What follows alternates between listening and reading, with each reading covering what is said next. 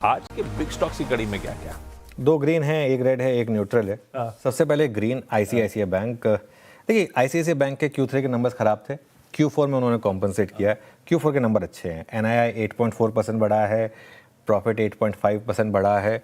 और एक जो क्लासिकल बैंकिंग होती है ना, वो है बेसिकली डिपॉजिट से ज़्यादा लोन ग्रोथ है। तो जितना डिपॉजिट आ रहा है उससे ज़्यादा आपकी लोन ग्रोथ हो रही है, तो वो थोड़ा सा पॉजिटिव है। कोर ऑपरेटिंग प्रॉफिट जो है वो भी करीब करीब 5.1% बढ़ा है यहाँ पर। एसेट क्वालिटी में भी सुधार आया है। क्रॉस एनपीए गिरकर 1.4 पर आया है, नेट एनपीए गिरकर 0.3% पर आया है। और कोर ऑपरेटिंग प्रॉफिट 5.1% बढ़ा है, बढ़कर 5.1% नहीं हुआ है, 5.1% बढ़ा है कोर ऑपरेटिंग प्रॉफिट। प्रोविजनिंग में कमी है काफ़ी, 100 करोड़ के नीचे प्रोविजनिंग आई है। लोन ग्रोथ है 15.8% की, डिपॉजिट ग्रोथ है 11.4% की। बैंकों का बिजनेस क्या होता है, आप बैंक में जाते हैं, अपना पैसा देते हैं, बैंक आपको 4%, 5%, 6% देता है, और उसके बाद बैंक क्लाइंट ढूंढता है 8%, 9%, 10% पे लोन देता है, और बीच का जो 4% का 3% का जो स्प्रेड होता है उसको वो एंजॉय करता है। ये बैंकों का बिजनेस होता है, सिंपल। यस। और कोई बैंकों का बिजनेस नहीं है, कोर बैंकिंग यही होती है, ठीक है। तो ये आईसीआईसीआई बैंक का बिल्कुल सही हुआ है। और इस क्वार्टर में अगर आप देखें, कैपिटल एडिक्वेसी देखें, एलसीआर देखें, सब ठीक है। थोड़ा आगे की कमेंट्री को लेकर पॉजिटिव है, लेकिन थोड़ा कॉशियस भी है। कॉशियसली ऑप्टिमिस्टिक जो वर्ड फंड मैनेजर्स यूज़ करते हैं वो उन्होंने कही है। मार्जिन उन्होंने कहा कि एक दायरे में रहेंगे। क्रेडिट कॉस्ट की जो गाइडेंस है वो 50 बेसिस पॉइंट से नीचे रहेगी, वो बरकरार है उनका। लेकिन कुल मिलाकर ओवरऑल जो है आईसीआईसीआई बैंक जो है, जैसे कहते हैं, ticks all the boxes.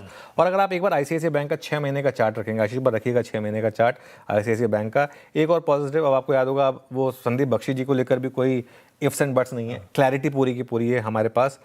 Stock ने काफ़ी अंडर परफॉर्म करा है, चला ही नहीं है ये स्टॉक। तो मुझे लग रहा है कि अब थोड़ा सा यहाँ पर स्कोप है।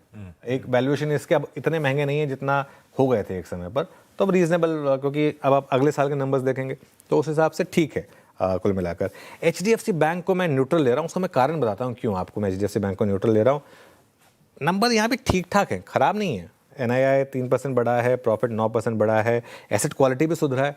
लेकिन इशू क्या हो जाता है, अब कल भी वो आईपीएल में 2 बैट्समैन अच्छी बैटिंग की, मैन ऑफ द मैच को एक ही को मिला ना, तो वो कंपैरिजन हो जाता है दूसरे के साथ, ठीक है।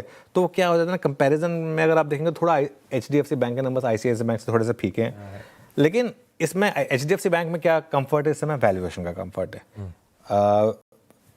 इस लेवल पर है जहां पर लोगों को लगता है कि हम और कुछ नहीं, सिर्फ वैल्यूएशन के बेसिस पे लेंगे, क्योंकि स्टॉक काफ़ी गिरा है। जब से वो पूरा तमाशा हुआ था उनका, वो बोर्डरूम बैटल हुई थी, उसके बाद से आपने देखा है स्टॉक किस तरीके से गिरा। 6 महीने में करीब करीब 20% गिर चुका है। दिक्कत यह है कि एचडीएफसी बैंक में, चाहे कोई माने या ना माने, इशू है कॉर्पोरेट गवर्नेंस का। और मार्केट अभी एचडीएफसी बैंक को बड़ी री रेटिंग नहीं देगा जब तक ये मामला सुधर ना जाए। कुछ लोगों का मानना है कि एचडीएफसी बैंक में मैनेजमेंट चेंज की ज़रूरत है, जब वो होगा तब उसमें एक अच्छा मूव आएगा।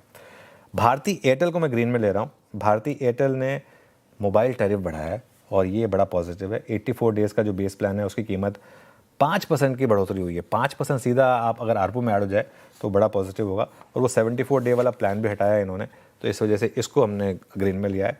और एक और स्टॉक है आईईएक्स। मुझे लग रहा है आज आईईएक्स में गिरावट आ सकती है, क्योंकि एक तो चल चुका है लोअर लेवल से। आईईएक्स का स्टॉक आपको याद होगा, पावर कपलिंग मामले से इसमें काफ़ी डी रेटिंग हुई थी। इकलौता एक्सचेंज स्टॉक है जो अंडर परफॉर्म कर रहा था, लेकिन पिछले कुछ दिनों में काफ़ी चला है। जो सीईआरसी ने पावर कपलिंग रेगुलेशन पर जो रेगुलेशन दिए हैं ना, उसमें जो नेगेटिव है, अब तक बात हो रही थी कि पावर कपलिंग सिर्फ डैम मार्केट में होगी, डे अहेड मार्केट में, बाकी के जो 2 मार्केट कंपोनेंट थे वो नहीं होंगे। इसमें उनको भी जोड़ दिया गया है। ये इनके लिए बड़ा नेगेटिव है, और इस वजह से मुझे लग रहा है कि आज इस स्टॉक में 4 से 5% की गिरावट आ सकती है। ये मैं एक रिस्क लेकर चल रहा हूँ, तो इस वजह से आईईएक्स को आज मैं एक रेड में ले रहा हूँ। बिल्कुल लॉजिकल है। पहले दोनों बैंकिंग दिग्गज बिग स्टॉक्स में आईसीआईसीआई बैंक बढ़िया ग्रीन में, एचडीएफसी बैंक कोई कंप्लेंट नहीं, लेकिन इन कंपैरिजन इसको आज न्यूट्रल में रखा है। भारतीय एयरटेल जहां पे टैरिफ्स बेस प्लान की बढ़ने की खबरें हैं, उसके चलते इन ग्रीन है।